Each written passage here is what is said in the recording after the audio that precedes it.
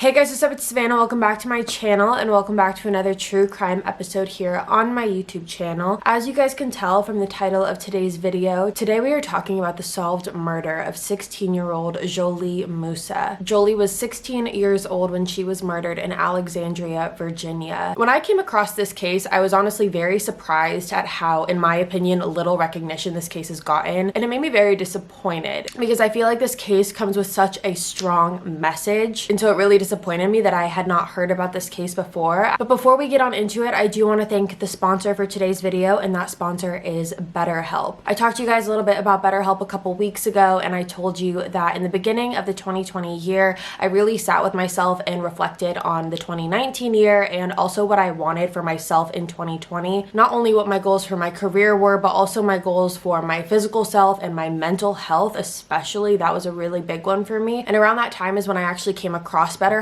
If you guys are unfamiliar about what BetterHelp is an online counseling service. So how BetterHelp works is after you sign up, BetterHelp will provide you with a questionnaire. After you finish this questionnaire, BetterHelp will assess your needs and then match you with a counselor. And if at any time you want to end up changing counselors for whatever reason, you will be able to do so free of charge. BetterHelp has over 3,000 US licensed therapists across all 50 states of America. However, regardless of that fact, it is available worldwide. With BetterHelp, you'll be able to connect with a counselor in a safe and private online environment, and you will be able to keep in contact with your counselor 24/7. BetterHelp has counselors that are specialized in depression, anxiety, stress, trauma, relationships, sleep, LGBTQ+ matters, anger, grief, and family conflicts. Of course, anything you say with BetterHelp will always remain confidential, and financial aid is available to those who qualify. So BetterHelp actually gave me a discount code to give you guys, and with this discount code, you guys will receive 10% off your first month using BetterHelp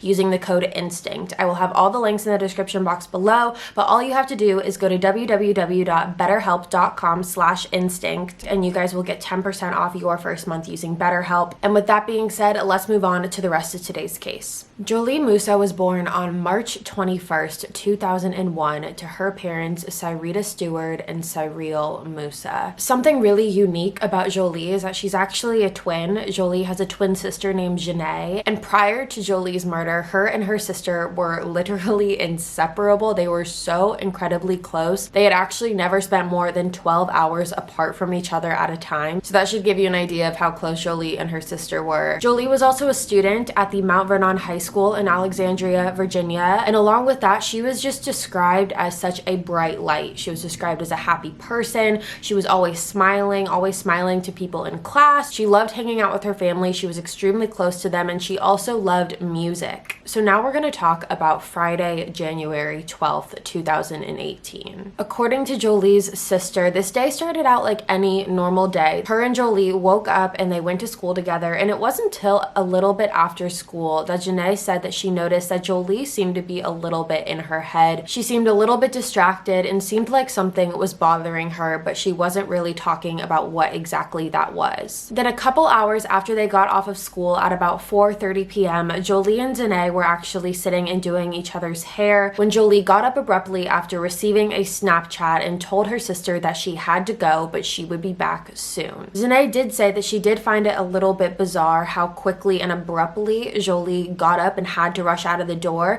She did say that she noticed that Jholie was Snapchatting someone throughout that day, but she didn't know who it was. But she also didn't worry too much because Jholie did say that she was going to be coming right back. A couple hours later, at about 8:00 p.m. on January 12th, Janae actually received a text message from Jholie telling her sister that she was actually going to be going to a party in Norfolk that night. Now, to give you some context, Norfolk is also in Virginia. However, it was about 200 miles away from where Jholie lived, and it was about a 3-hour drive. Janae said that when she got this text message, she was pretty thrown off. It seemed kind of out of character for Jholie to go 200 miles away away just for some party. And little did Janae know at that point, but that would actually be the last text message that she would ever receive from Jholie. And Jholie never returned home that night. January 13th rolls around and Jholie still isn't home. At this point, Jolie's parents decide that the best thing to do was to file a missing persons report with the police. And at first, the police were very adamant with the fact that they believed that Jholie was 100% a runaway. They said that the reason they believed this is because Jholie left her house voluntarily, therefore she most likely just ran away and never came back. But no one who knew Jholie was buying this. Every single person who knew Jholie said that there was absolutely no way that she was going to just up and run away for no apparent reason. Like I told you guys in the beginning, Jholie and her sister had never been apart from each other for longer than 12 hours at a time. This does not seem like the type of person who would just randomly up and leave all of a sudden with no explanation given. But despite that, authorities were really convinced that Jholie was not in any immediate danger, and you can imagine how frustrating that would be for Jolie's family. Jolie's family was very frustrated throughout all of this because they felt like Jolie's case wasn't getting the proper attention that it deserved, as well as it wasn't being taken as seriously as they knew that it needed to be. Like I said in the beginning, Jholie was 16 years old, and in America, if you're under the age of 18, you are considered a minor. And a lot of times when a minor goes missing, there's typically an Amber Alert issued to alert people in the area and in the surrounding areas that there has been a child who has gone missing. Now, when Jholie went missing, there was no Amber Alert issued. And the police faced a lot of backlash for this. A lot of people were really upset with them for this fact and just thought it was another example of how they weren't taking Jolie's case seriously. And because of the backlash, authorities did come forward to kind of explain themselves. Authorities explained to the public that there are certain requirements that must be met in order for an Amber Alert to be issued. They continued to say that one of those requirements is evidence of an abduction. And because Jholie left her house on her own 2 feet and willingly, to them, it's not enough evidence that she had actually been abducted. So I actually went ahead and looked more into Amber Alerts a little bit and looked into the other requirements that must be met in order for an Amber Alert to be issued to the public. So along with evidence of an abduction, authorities also have to believe that the victim is in physical danger or their life is being threatened. There also has to be enough descriptive evidence about the victim. That way, when police issue the Amber Alert, they can put out a proper description. So if people were to see the victim, they would be able to identify them. And lastly, the main qualification is that the victim does have to be under the age of 17 years old. So again, based on all of the information that I just told you about what is required for an Amber Alert to be issued,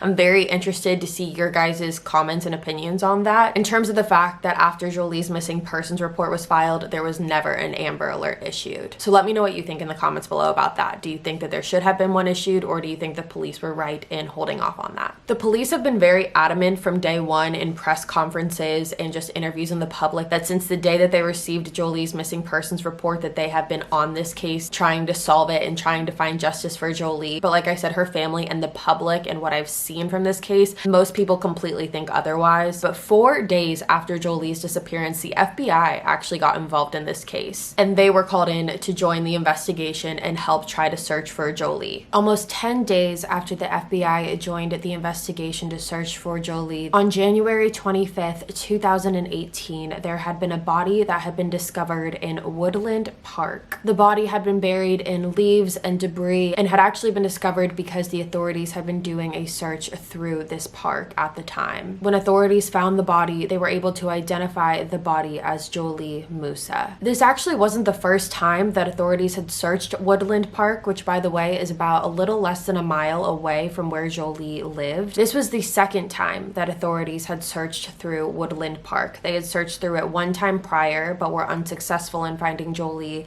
and it wasn't until the second time that they searched the park that they actually were able to find her remains. Once Jolie's remains were found, the investigation had been switched from a runaway case to a homicide investigation. And once the investigation started, police actually got a tip from a 13-year-old boy. This 13-year-old boy claimed that he was actually playing basketball at Woodland park in the early evening hours of January 12th, 2018. This boy said that while he was playing basketball on the courts at the park, a man had walked up to him and asked to borrow the boy's cell phone. The boy said that he gave the man his phone, and that is when the man made a call off of the boy's cell phone and then gave the cell phone back to him. Once authorities were able to get in contact with this 13-year-old boy and retrieve his cell phone, they were able to figure out that the call that was made off of this boy's phone was a call to Jholie's cell phone. The call had been made at about 5:24 p.m., which was just a little bit after Jholie had ended up leaving her house that night for the last time. The only description that the 13-year-old boy was able to give to the police was that this man was an African-American man who stood at about 6 feet tall. Shortly after receiving this tip from the 13-year-old boy, authorities actually learned that Jholie did have an on-again, off-again boyfriend. This boyfriend is named Nebiyu Ebrahim. Nebiyu was just a year older than Jholie, and they both attended Mount Vernon High School together. Nebiyu and Jholie had an extremely toxic relationship. Prior to Jholie's murder, Nebiyu had actually been charged with 2 different assault charges against Jholie. The first charge was a simple assault charge, and the second charge was a strangulation charge after Nebiyu had strangled Jholie until she passed out. And after the strangulation charge, authorities had placed a no contact order on Nebiyu to Jholie. So Nebiyu was not supposed to have any contact with Jholie following this. Like I said, Nebiyu was only about a year older than Jholie at this point. He was 17 years old. And to be completely honest with you, I'm not exactly sure why harsher punishment wasn't placed upon him. Part of me wonders if Jholie just didn't want to press charges and didn't want to have to go through that whole situation. But other than that, I'm not really sure why a stricter punishment wasn't placed upon him other than a no contact order. But after hearing about these assault charges, the Mount Vernon High School wanted nothing to do with this. So it actually ended up expelling Nebiyu, and he was placed in an alternative school. And this alternative school that he was placed into didn't have a basketball program, and being able to play basketball was a really big thing for Nebiyu. It's what he really liked to do, but because of the assault charges, he was placed in a school that did not have that, and that made him extremely angry. In regards to the strangulation assault charge, Jholie said the reason, or more so the motive, I guess is the better word to say, that Nebiyu did that to Jholie is because, according to her, she was trying to break up with him and he was getting very irritated and very angry and wouldn't let her do that. And all it took was one day after the FBI had joined the investigation that authorities had brought Nebiyu in for questioning in regards to the assault charges that he had on Jholie. And what's so crazy is you never really see this too often, and you rarely see this. But while Nebiyu was being interrogated by the authorities, which by the way was a 5-hour interrogation, he actually confessed to being the one responsible for murdering Jholie. Like I said, it was a 5-hour interrogation, and I did try to find the interrogation video in its entirety. However, I was unable to find it. What I was able to find though was little snippets of him actually confessing to what happened that night. I'll have links in the description box below of the videos that I was able to find where he confesses to this, but I'm gonna look over right here so I'm able to quote some of the things that he said back to you. That way I can look at it straight on. According to Nebiyu, him and Jholie had been Snapchatting a lot that day, which by the way already goes against the no contact order, but him and Jholie were Snapchatting that day,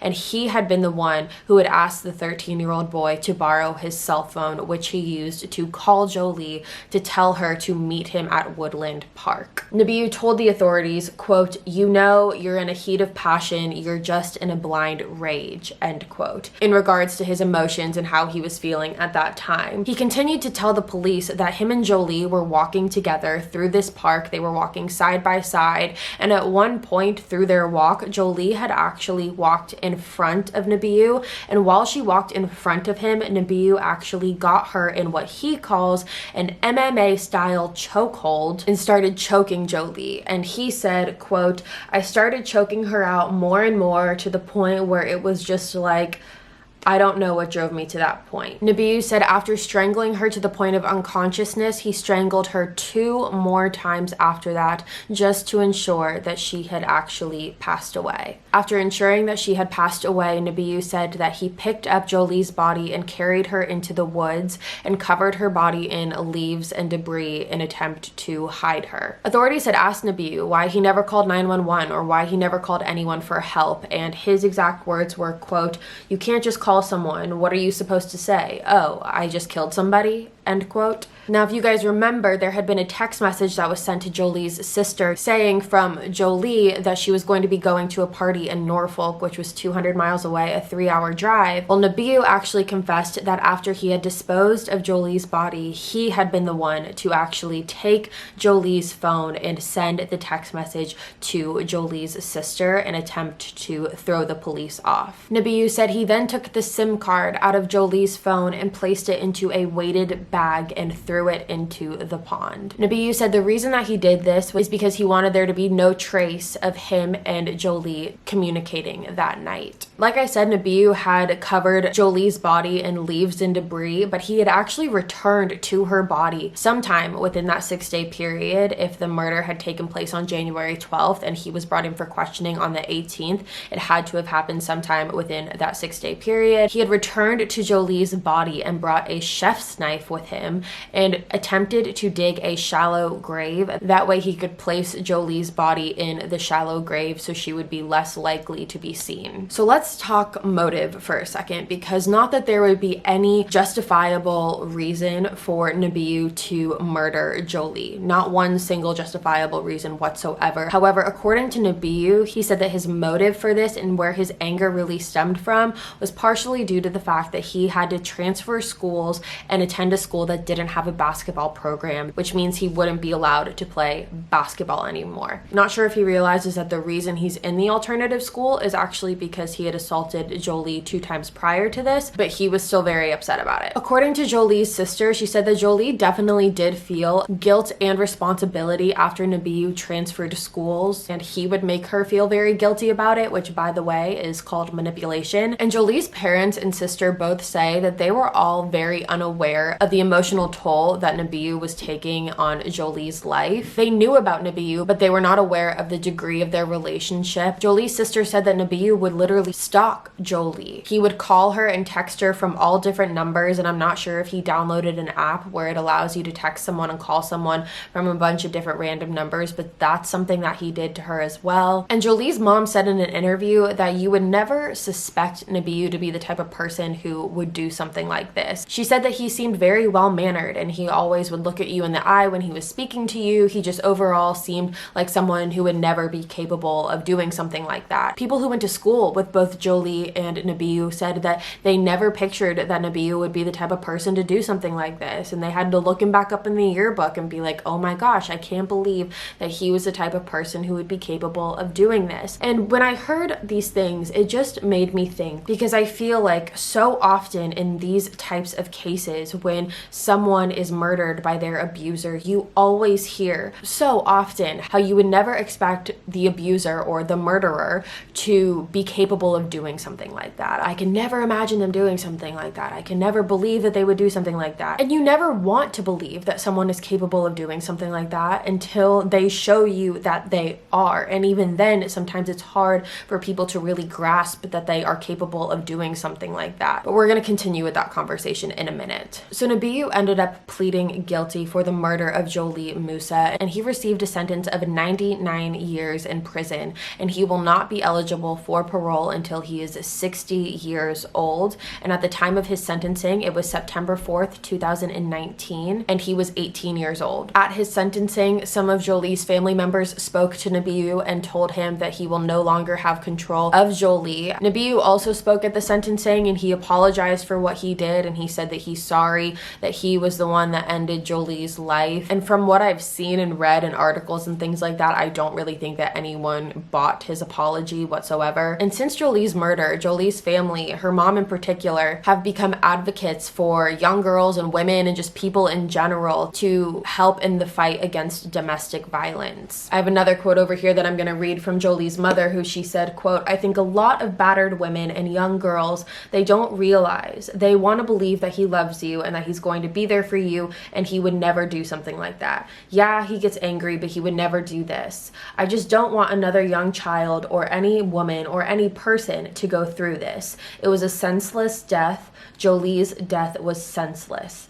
End quote. And if you guys want to keep up with Jholie's case, there's actually a Facebook page for Jholie. It is called Justice for Jholie. It's Justice with the number 4 and then Jholie's name, Jholie. So Justice for Jholie. I'll have it linked in the description box below so it's easier for you guys to get access to it. So I want to kind of talk about the message and the lesson that can be learned from this case. I don't even know how to articulate it properly. Jholie was 100% manipulated by Nebiyu to believe that she was the cause of all of his wrongdoings, and that she was the cause for the reason that he felt his life was over because he couldn't play basketball. That is called emotional abuse and manipulation. And the reason Jholie probably kept that to herself and kept what was going on to herself is probably for a couple reasons, but one of them is probably because she thought that maybe she could deal with it, or she didn't want other people worrying about her, or she thought that people were going to get mad if they knew that she was going to see him. It could have been a bunch of different things. And whether that was a fear of judgment or a fear of criticism or a fear that she wasn't going to be allowed to go, it makes me upset that this case hasn't gotten enough recognition whatsoever. Like, it blows my mind how little recognition this case has gotten, because I think so many people can learn from this and take Jholie's story